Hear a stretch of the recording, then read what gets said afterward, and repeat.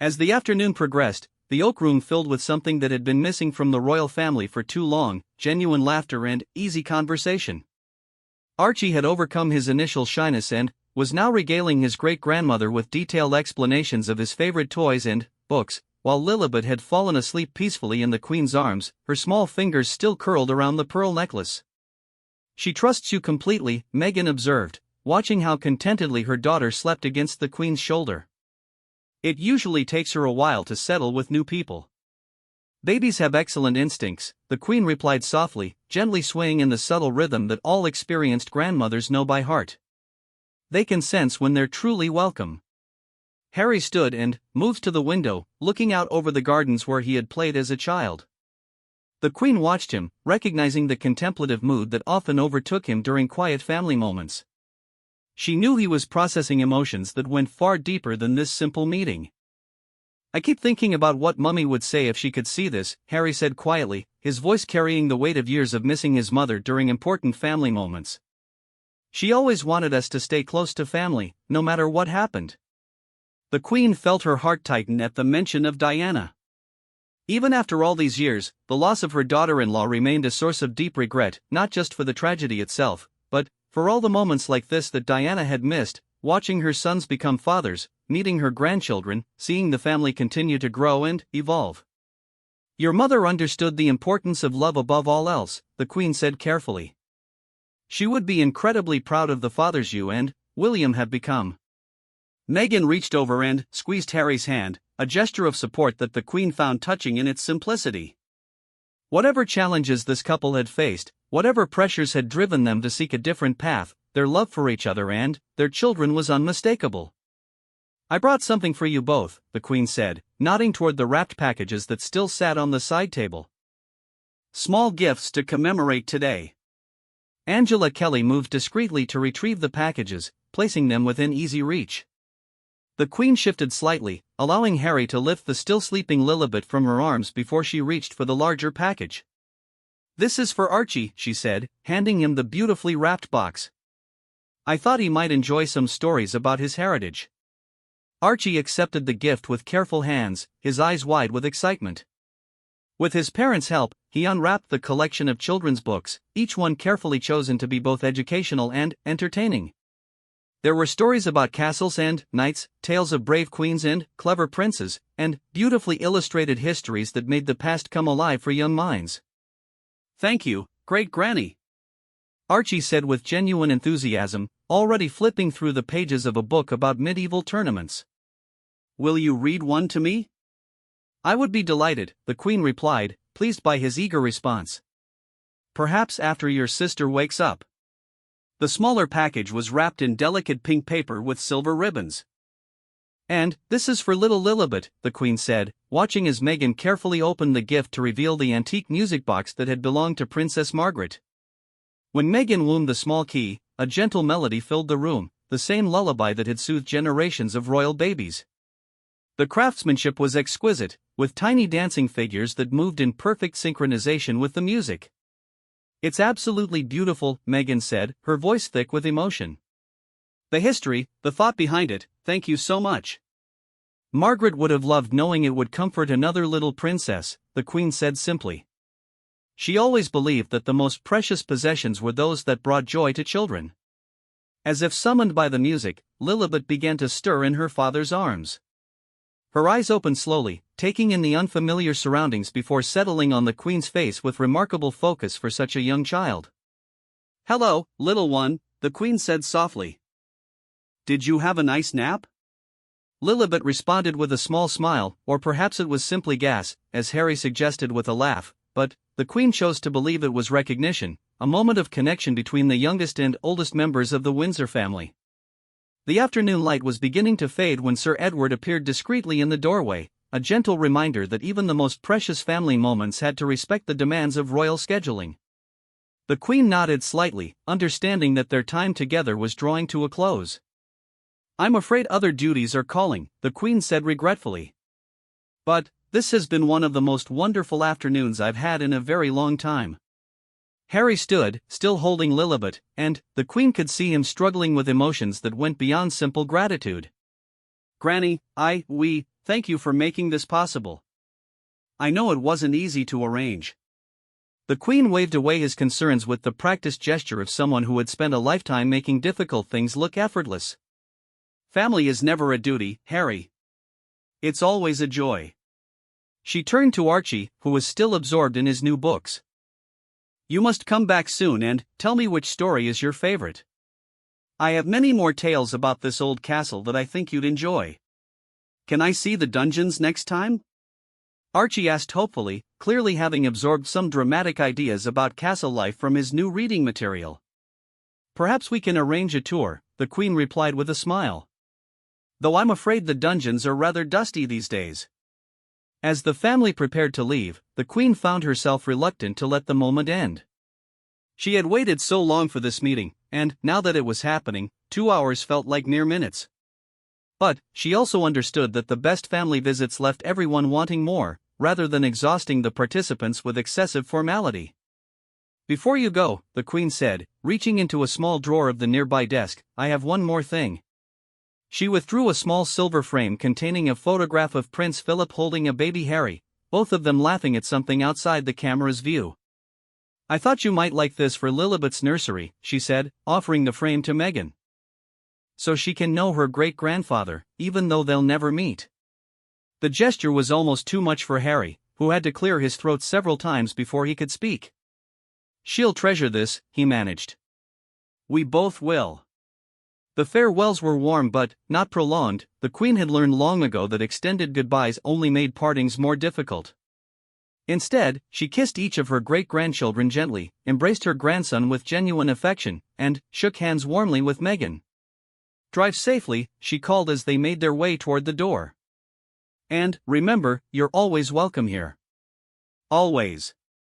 After they left, the Queen remained in the Oak Room for several minutes, sitting quietly in her favorite chair as the last light of day filtered through the tall windows.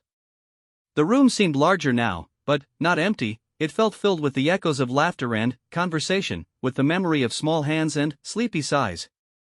Angela Kelly appeared to clear away the tea service, moving quietly around the room with the efficiency that came from decades of service. She noticed that the Queen remained seated, lost in thought, and waited respectfully for instructions. "Leave the music box," the Queen said finally. "Just for tonight." When she was alone, the Queen wound the small key once more, listening to the gentle lullaby that had comforted Princess Margaret as a child, that had now been given to another little princess who bore the Queen's own family nickname. The circular nature of family, the way love and traditions passed from generation to generation, felt particularly poignant in the quiet of the evening. She thought about the photographs that would never be taken of this meeting, the headlines that would never be written about this private moment. In an age when every royal interaction seemed to become public spectacle, this afternoon had been refreshingly personal, unobserved except by the people who mattered most. Little Lilibet Diana Mountbatten Windsor would grow up knowing that her great-grandmother had held her with love, had welcomed her into the family not as a duty or obligation, but as a cherished addition to a lineage that stretched back through centuries. That knowledge would be her inheritance, more valuable than any crown or title. As darkness settled over Windsor Castle, the Queen finally rose from her chair and made her way toward her private apartments. Tomorrow would bring the usual round of constitutional duties, official engagements, and ceremonial obligations. But tonight, she would fall asleep thinking about tiny fingers wrapped around her pearls, about 3-year-old questions about dungeons and knights, and about the healing power of family love that transcended all the complicated politics of modern royal life. The meeting she had waited nearly 2 years for had exceeded all her expectations, not because of any grand gestures or formal reconciliations, but because it had felt exactly like what it was supposed to be, a great-grandmother meeting her great-granddaughter for the first time, surrounded by love, laughter, and the timeless bonds that make families strong enough to weather any storm. The door opened slowly, and Sir Edward stepped aside as Harry entered first, his familiar grin somewhat tentative but genuine. Behind him came Meghan, carrying a small bundle wrapped in a soft pink blanket, while 3-year-old Archie held tightly to his mother's hand, his eyes wide as he took in the grandeur of the Oak Room. "Granny," Harry said simply, the childhood name slipping out naturally despite all the formal protocols they had discussed. He moved forward with the easy stride the Queen remembered from his youth, though she noticed new lines around his eyes and a maturity that came from the challenges of the past few years. Harry, the Queen replied, her voice warm with genuine affection. And, Meghan. She extended her hand to her granddaughter-in-law, who performed a small curtsy while carefully balancing the baby in her arms. Your Majesty, thank you so much for arranging this, Meghan said, her voice carrying a slight nervousness that the Queen found endearing. We've been looking forward to this for so long. But, the Queen's attention was already drawn to the small figure in Meghan's arms. Little Lilibet was awake, her bright eyes curious as they surveyed these new surroundings. Even from a distance, the Queen could see the unmistakable Windsor features, the shape of her eyes, the set of her mouth that reminded her so strongly of Harry as a baby. And this must be Archie, the Queen said, looking down at the small boy who was studying her with the intense concentration that only 3-year-olds possessed. My goodness, you've grown since the photographs I saw. Archie looked up at his father, who nodded encouragingly. Say hello to great-granny, Archie. Hello, Archie said in a clear voice, though he stayed close to his mother's side. The Queen was charmed by his cautious politeness, remembering how her own children had been similarly reserved during their first formal introductions to important family members. Would you like to see some of the treasures in this room? The Queen asked Archie, knowing that distraction often worked better than forced conversation with young children. That suit of armor in the corner belonged to a knight who lived here hundreds of years ago. Archie's eyes widened with interest, and he took a tentative step closer to examine the medieval display. Harry followed his son, creating a natural moment for the Queen to focus her attention on the baby she had come here to meet. May I? The Queen asked softly, extending her arms toward Meghan. Meghan's face lit up with relief and joy. Of course, Your Majesty. She's been very good during the journey. The transfer was made with the careful precision that comes from decades of experience with babies. The Queen had held countless infants during her reign, her own children, grandchildren, the children of visiting dignitaries, babies during royal walkabouts. But, this felt different, more personal, weighted with meaning that went beyond protocol. Lilibet settled into her great-grandmother's arms with surprising ease, her small hand grasping reflexively at the pearls that caught the morning light. The Queen found herself smiling down at the perfect little face, seeing echoes of Harry's infant features mixed with something uniquely Meghan's around the eyes and mouth. She's beautiful, the Queen murmured, adjusting the pink blanket around Lilibet's small body. Absolutely perfect. She has Harry's nose, Meghan said with a laugh, settling into the chair that Sir Edward had discreetly positioned nearby. Though I'm hoping she gets his height rather than mine. The Queen chuckled, remembering similar conversations about her own grandchildren. Harry was quite a chubby baby himself. Philip used to say he looked like a little Buddha when he slept. At the mention of Prince Philip, a moment of shared understanding passed between the women. The Duke of Edinburgh's absence was felt keenly during family gatherings, his particular brand of humor and unwavering support something the Queen still missed every day. He would have loved to meet her, Harry said quietly, having overheard the conversation while Archie investigated a display of miniature carriages nearby. Grandpa Philip always had such wonderful stories about when we were little. Yes, the Queen agreed, her voice soft with memory. He would have been completely smitten with both of them. She looked over at Archie, who was now examining the intricate details of a model of the Gold State coach with the focused intensity of a royal expert in training. Archie, would you like to come meet your little sister properly? The Queen called gently. She's been waiting to see her big brother. Archie approached cautiously, climbing onto his father's lap when Harry settled into a nearby chair. From this vantage point, he could see his sister clearly without having to get too close to the formal great-grandmother he was still getting used to. She's very small, Archie observed with the matter-of-fact tone of a 3-year-old stating an obvious truth. Yes, she is, the Queen agreed seriously. But, she's going to grow bigger every day. Before you know it, she'll be running around these corridors just like your daddy did when he was your age. Daddy ran around here? Archie asked, his interest clearly piqued by this revelation. Oh yes, the Queen said with a mischievous glint in her eye. Your daddy and Uncle William used to have races down the long gallery. They once knocked over a very expensive vase, though they never did confess which one of them actually did it. Harry laughed, the sound carrying years of happy memories. I think the statute of limitations has run out on that one, Granny. It was me. William was always the more careful one. I suspected as much, the Queen replied dryly, eliciting chuckles from both Harry and Meghan. The atmosphere in the room was beginning to relax, the formal edges softening into something that felt more like a genuine family gathering.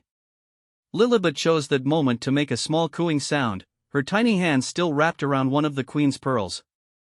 The Queen looked down at her great-granddaughter with an expression of pure delight that those who knew her well recognized as her special look reserved for babies and very young children.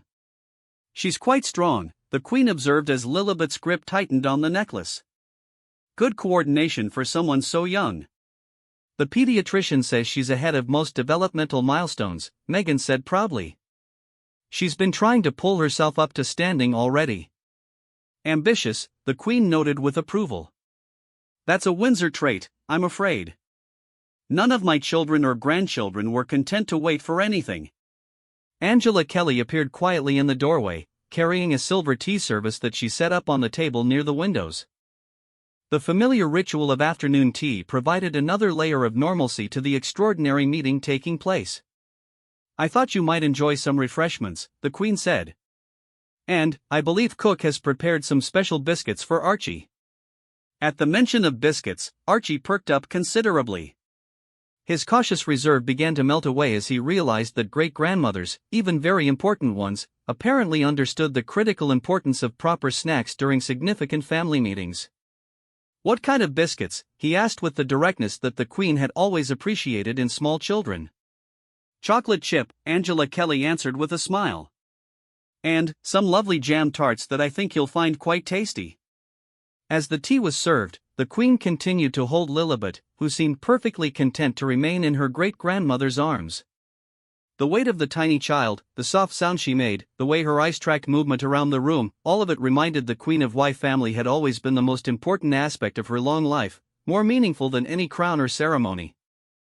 She's going to be trouble, this one, the Queen predicted fondly, noting how alert and observant little Lilibet appeared. I can already see the intelligence in her eyes.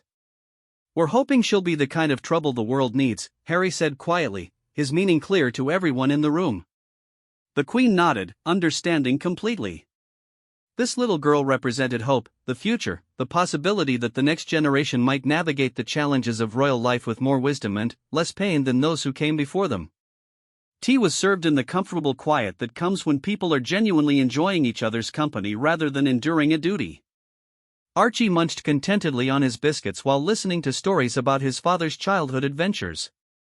Meghan relaxed visibly as the Queen shared amusing anecdotes about royal family life that humanized the institution in ways that official histories never could. And, through it all, the Queen held her newest great-granddaughter, marveling at how this tiny person had already begun to heal wounds that formal apologies and official statements had been unable to touch. The morning sunlight filtered through the tall windows of Windsor Castle as Queen Elizabeth adjusted her pearl necklace for the third time. At 96 years old, she had met world leaders, dignitaries, and countless members of her extended family, yet today felt different. Today, she would finally meet her great-granddaughter Lilibet Diana Mountbatten Windsor face-to-face for the first time. Angela Kelly, her trusted dresser and confidant, noticed the Queen's unusual nervousness. "Your Majesty, perhaps the sapphire brooch instead," she suggested gently, understanding that the Queen's fidgeting with her jewelry was a telltale sign of anticipation. "No, the pearls are perfect," the Queen replied, her voice carrying decades of practiced composure despite the flutter of excitement in her chest. "They were a gift from my father when I turned 18. Lilibet should see them." The irony wasn't lost on her that she shared a nickname with this little girl she had never held, never seen except in carefully selected photographs sent through official channels. Prince Harry had named his daughter after her, using the private family nickname that only the closest relatives dared to use. It was both an honor and a bridge across the chasm that had formed between the Sussex family and the rest of the royals.